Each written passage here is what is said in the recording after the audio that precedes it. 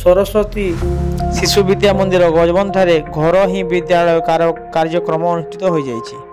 ଉକ୍ତ କାର୍ଯ୍ୟକ୍ରମରେ ବାବାଜୀ ସାହୁ ମହାବିଦ୍ୟାଳୟର ଅଧ୍ୟକ୍ଷ ଶ୍ରୀଯୁକ୍ତ ତେଜେଶ୍ୱର ଦାସ ମୁଖ୍ୟ ବକ୍ତା ଭାବେ ଯୋଗଦାନ କରିଥିଲେ।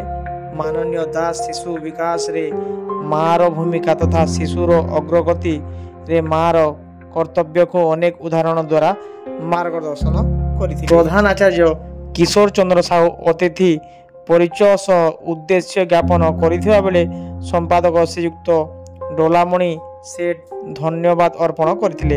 ସହ ସମ୍ପାଦକ ଦିଲ୍ଲୀପ କୁମାର ସାହୁ ଉପସ୍ଥିତ ରହି ମାଆ ମାନଙ୍କୁ ଉତ୍ସାହିତ କରିଥିଲେ। କାର୍ଯ୍ୟକ୍ରମକୁ ଗୌତମ ଭୋଇ ସଂଯୋଜନା କରିଥିବା ବେଳେ ପ୍ରିୟଙ୍କା ଲିଲିମା ଓ ଚନ୍ଦନା ଗୁରୁମା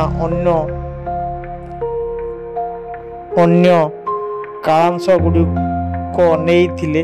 ଏହାକୁ ବିଦ୍ୟାଳୟର ସମସ୍ତ ଗୁରୁଜୀ ଗୁରୁମା ସାହାଯ୍ୟ କରି ସଫଳ କରାଇଥିଲେ।